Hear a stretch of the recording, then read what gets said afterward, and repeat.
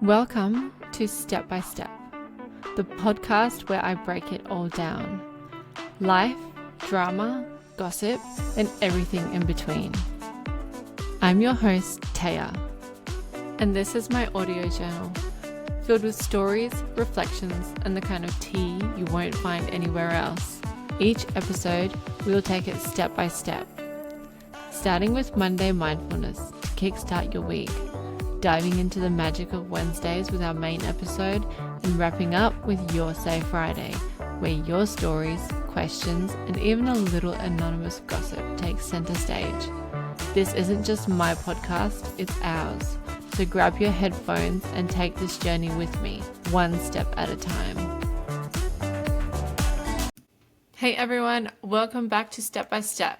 It's a new week and a new topic. Today we're diving into a topic that we all have a choice to choose in bad times, and that is to be resilient. Resilience isn't just about bouncing back from hard times. It's about coming back stronger, almost like being reborn every time you go through something difficult. And let's be real, life is full of tough moments. We can't escape that. But here's the thing, every time you make it through a tough time, you're different. You're changed. You carry scars, but you also carry lessons. It's funny how life works. The more tough times you go through, the more resilient you become. Like a muscle. Every time it tears, it rebuilds itself stronger. Now, that's not to say that trauma doesn't leave a mark. Of course it does. We don't just go through things and come out the other side perfectly fine, but we do find ways to adapt, carry on, and learn. We develop coping mechanisms. We learn what we can handle and how to handle things. And over time, the things that used to shake us to our core don't seem to be as big of a deal anymore. Looking back on my own life, considering everything I've been through, I feel like I'm almost blasé about things now.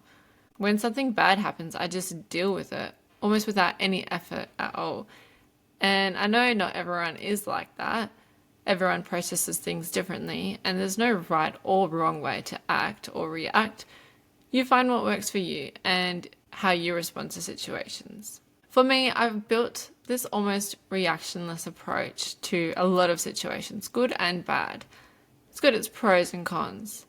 Like, I don't get too hyped up, but I don't get too down either. I just take things as they come, and maybe that's a personality thing too, or maybe it's because I've had to learn how to keep moving forward no matter what. Some people, when they go through tough times, they let it consume them. And I get it.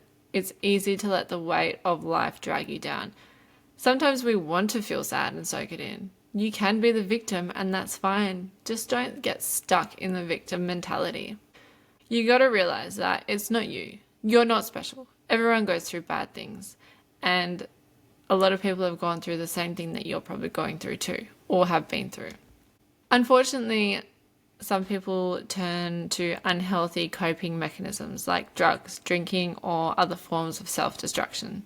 And sometimes they don't come back from that.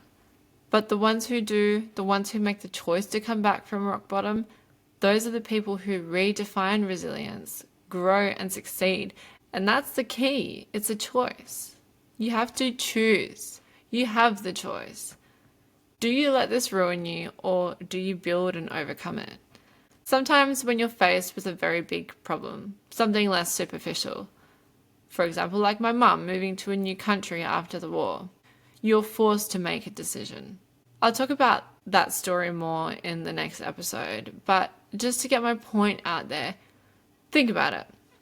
She had two choices: carry on and make the most out of her new life, or succumb to her depression and traumas and let them consume her. If you're here, if you're alive, if you have the chance, why wouldn't you turn the page and try to make the most of it? My mum did, but not all my family members could, for whatever reasons they had. A lot of the time it did come down to suppression and not getting it out there and not talking about it and just really bottling it up inside. So I do think it is important to express yourself, whether that is journaling or whatever. Yes, my mum still has her traumas, but she doesn't let them dictate her life. She chooses to live with them in harmony, learn from them, and let them shape her worldview.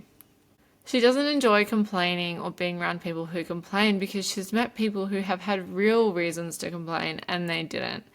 There's a difference between life-altering struggles and superficial complaints, like breaking a nail or bad weather.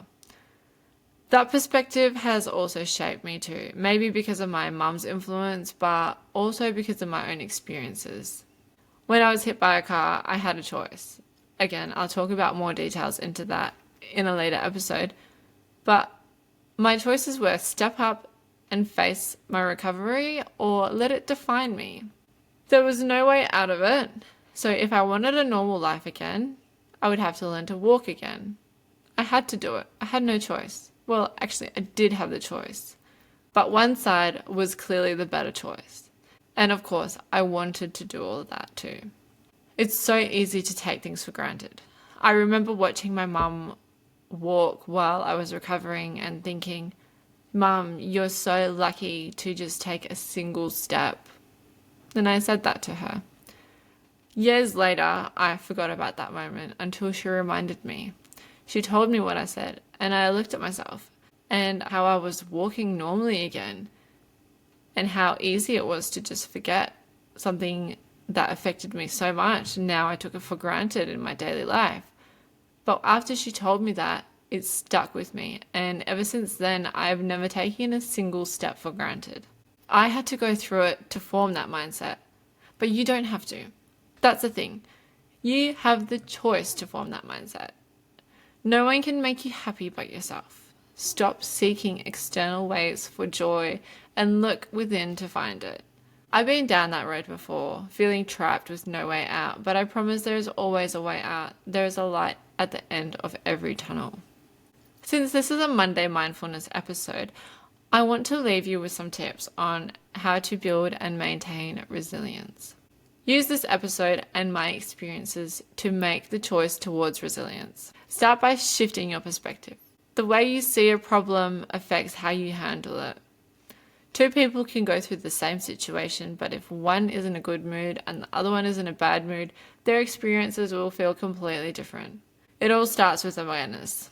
So practice awareness. Pay attention to your mood, your thoughts, and how you react to things. Confront those thoughts, feel them, and release them. Don't hold on to them, but keep them as a reminder for what you've learned. And learn from those hardships. Every struggle you face is shaping you. Instead of asking, why is this happening to me? Ask, what can I learn from this? Let go of what you can't control, because so much of our life is out of our hands. Focus on what you can control and let the rest go. I know it's hard to let life take its course and to try not and control it, but trust the universe has the best intentions for you and you can do it. You should try and also find purpose in pain. Sometimes the hardest times in life lead us to the biggest transformations. Let your challenges mold you into the person you want to be. Look for the silver linings because there is one in everything. On that note, Silver Linings is a great movie. You should definitely go watch it. So to end, if there is one thing I hope you take from this episode, it's this. Resilience is built, not given. And every single challenge you have faced has been shaping you into something stronger than you were before. I'd love to hear your thoughts on this. Have there been moments in your life where you realized how resilient you became? Let me know, and as always, thank you for tuning into Step by Step. Until next time, keep going.